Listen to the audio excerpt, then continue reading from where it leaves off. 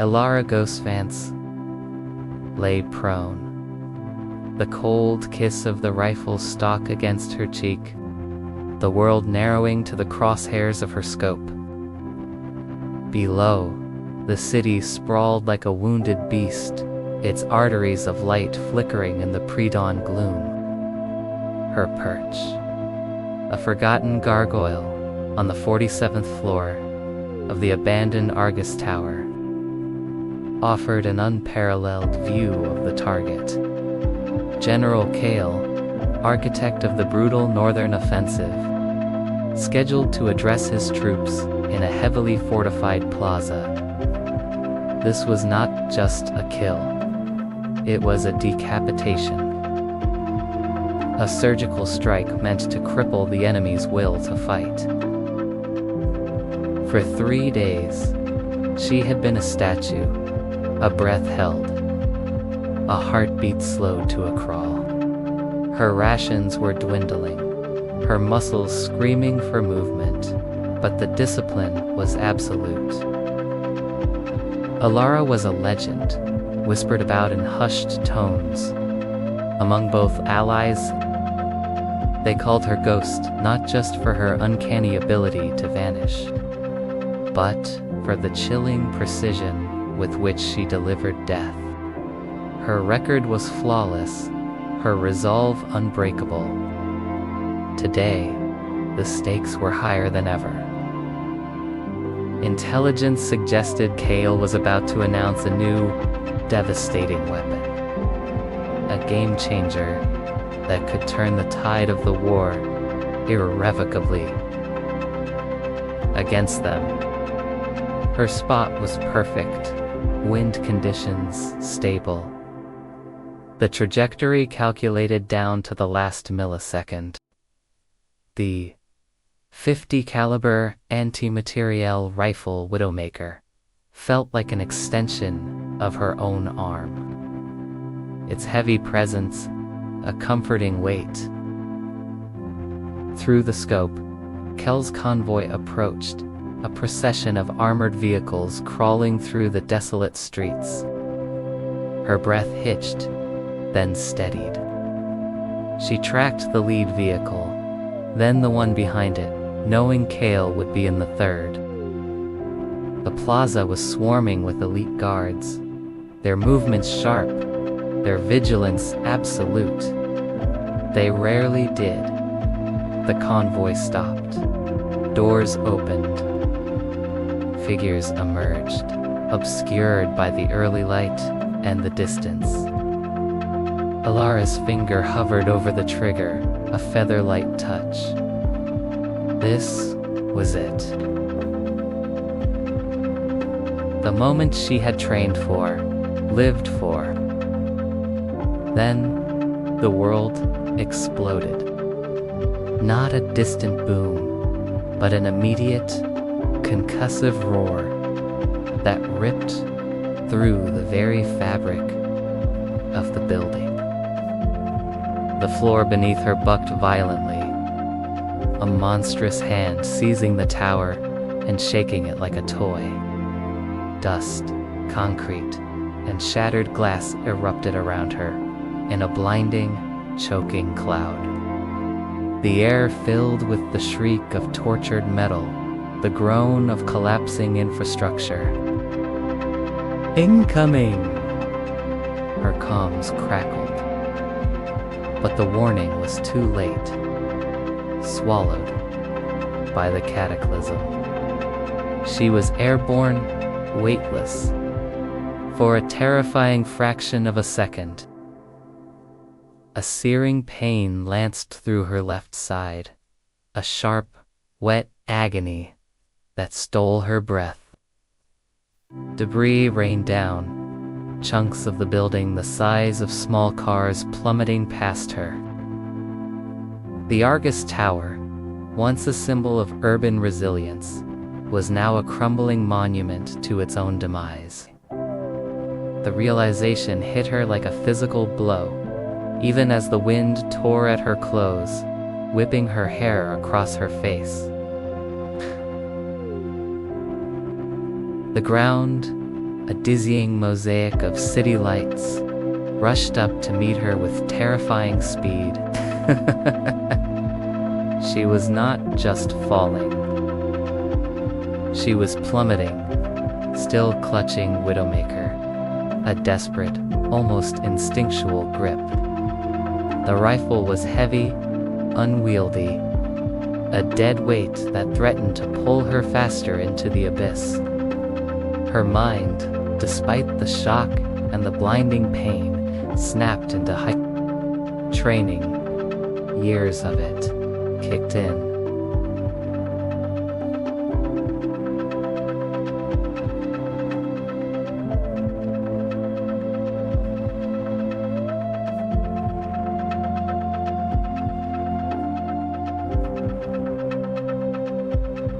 Survive. The section of the roof had been hit by a precision-guided missile, probably from an enemy drone. They knew they had found her. The thought was a cold, bitter pill. But there was no time for recrimination. She spun in the air, a desperate, flailing marionette. The wind roared in her ears, a deafening symphony of impending doom. The pain in her side intensified with every lurch, every uncontrolled tumble. She could feel warm blood soaking her uniform, ribs, lung. No time to assess. Through the chaos, through the swirling dust and the terrifying rush of the fall. Her eyes, honed by years of observation, locked onto the plaza. He had just stepped out of the vehicle, his figure momentarily silhouetted against the plaza lights. The missile strike had been timed to coincide with his arrival, a diversion, a means to flush her out, or simply to eliminate her. A surge of adrenaline, cold and sharp, cut through the pain. The mission. Not yet. Her left arm was useless, hanging limp, a dead weight. The rifle was held tight in her right hand, but it was twisting, turning. She needed to stabilize. While falling, it was an impossible thought. A suicidal fantasy, yet her mind raced, calculating. The wind resistance, the rotational spin, the increasing speed of her descent. The target was still moving, albeit slowly.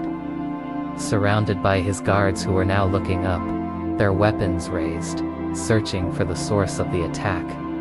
They would not see her. Not yet. She was just another piece of falling debris.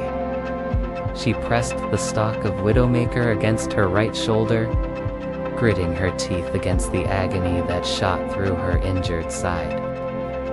Her right hand, trembling from the impact and the adrenaline, found the grip.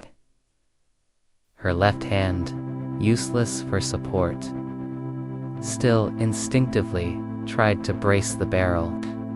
She had to compensate. The scope. She needed to find the target in the swirling vortex of her descent. Her eye, squinting against the wind, found the eyepiece. The world through the lens was a blur, a kaleidoscope of lights and shadows, spinning wildly. She fought against the centrifugal force, against the panic that threatened to overwhelm her. Focus, Elara. Focus. She screamed internally, her own voice lost in the roar of the wind. She began to consciously adjust her body, using her legs, her torso, anything she could to counteract the spin. It was like trying to steer a falling leaf in a hurricane. But she was Elara Vance, the ghost, and she had never missed. Kale was still there, a tiny, insignificant, in the crosshairs. But he was there. He was moving towards a makeshift podium, his security detail forming a tight perimeter. They were oblivious to the falling death from above. The wind was a living entity, buffeting her, trying to rip the rifle from her grasp. Her fingers, numb with cold and strain, tightened around the trigger guard. She had one shot, one impossible suicidal shot. She remembered her instructors' words. The rifle is an extension of your will. It goes where you command it. But how do you command it when your body is a projectile, hurtling towards certain death? She had to account for everything. The speed of her fall, the wind shear, the Coriolis effect, the slight rotation of her body. It was a mathematical nightmare, a physics problem that defied human solution. But Alara did not need a calculator. She had instinct. Years of it, burned into her very DNA. She timed her breath, an impossible feat in the wind-whipped air. Inhale, exhale, hold the world. Through the scope steadied for a microsecond, a fleeting window of opportunity. Kale was raising his hand, about to begin his address. Her right thumb found the safety, flicking it off with a practiced ease. The click was swallowed by the wind. She aimed not at Kale, but at a point several feet in front of him, anticipating his movement, the bullet's arc, the wind's push, and her own rapid descent. It was a three-dimensional chess game played at terminal velocity. The crosshairs danced. Her vision blurred from the strain, from the tears the wind was whipping from her eyes. The pain in her side was a constant, throbbing drumbeat. But Kale was there, clear, vulnerable. Her finger, cold and stiff, began to squeeze. Not a jerk, not a pull, but a slow, deliberate press. The muscle memory was profound, overriding the chaos of her surroundings. The muzzle flash was a brief, blinding star against the pre-dawn sky, a silent, deadly declaration. The recoil, usually a firm push, was magnified by her falling body, sending a shockwave through her already battered frame. The rifle twisted from her grip, too heavy to hold on to, and spun away into the darkness below. For a moment, a single, agonizing moment, she watched. The bullet, a tiny, invisible messenger, streaked towards its target. Time seemed to stretch, to warp, as she plummeted. Then, through the scope, even as it tumbled away from her, she saw it. Kale, mid-gesture, stumbled. His hand went to his chest. A dark stain bloomed on his pristine uniform. He collapsed, a puppet whose strings had been cut. A cheer, faint and distant, erupted from somewhere below, from her allies who had witnessed the impossible. Or perhaps it was just the wind, mocking her. The kill shot made. While falling, the mission was complete. But Alara was still falling. The ground was rushing up faster now, a monstrous maw ready to consume her. She had no rifle, no way too slow. Her descent, her body was screaming. Every joint, every muscle protesting the brutal forces acting upon it. She twisted, instinctively trying to orient herself for impact, to distribute the force, to give herself even a fraction of a chance. She tucked her chin, braced her body, and hoped. The impact was not a single, crushing blow, but a series of violent, bone-jarring collisions. She hit the sloped roof of a lower building, the impact sending a fresh wave of agony through her. The Momentum carried her, tumbling, sliding, across the corrugated metal, ripping her uniform, tearing at her skin. She bounced off an antenna, then slammed into a ventilation unit. The air knocked from her lungs. She slid down the final slope, landing with a sickening thud in a pile of debris-strewn rubble in an alleyway. Darkness, then a searing pain. When she came to, the world was a blurry, distorted mess. The air tasted of dust and blood. A siren wailed in the distance, growing closer. She tried to move, but her body refused. A symphony of broken parts. Her left arm was definitely broken, twisted at an unnatural angle. Her ribs felt like shattered glass, each breath a fresh torment. Figure knelt beside her, a shadow against the pale light of dawn. Ilara, ghost, can you hear me? It was Captain Thorne, her extraction specialist, his face etched with concern. We saw it, the shot, unbelievable. He was talking into his coms, his voice hushed. We have her, severe injuries, requesting immediate medevac. The target is down, confirmed kill. Ilara tried to speak, but only a ragged gasp escaped her lips. She felt a needle prick her arm, a blessed wave of numbness beginning to spread. You did it, Ghost, Thorne said, his voice laced with awe. You actually did it. Later, much later, in the sterile confines of a field hospital, the doctors worked on her. Her left arm was shattered, 3 ribs broken, a collapsed lung, and countless lacerations and contusions. She was lucky to be alive. Miraculously, her spine was intact. Thorne visited her, a solemn look on his face. The brass is stunned. They are calling it the impossible shot. It is already legendary.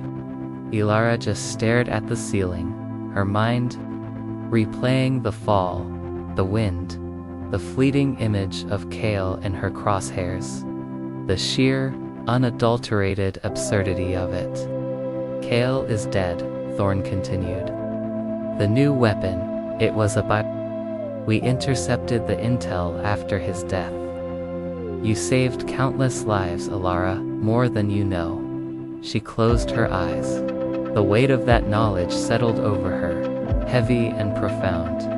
She had done her job. She had made the kill. But the cost was etched into every aching bone, every bruised muscle. The war would continue, of course. One general down, another would rise. But for a moment, a brief, impossible moment, she had tipped the scales. She had defied gravity, defied death, and delivered justice from the sky. Her career as a sniper, they told her, was likely over. The injuries were too severe, the recovery too long, but Ilara did not care. She had made the shot, while falling. And that, she knew, was a story that would echo long after the war was over. The ghost had fallen, but not before delivering her final, impossible judgment.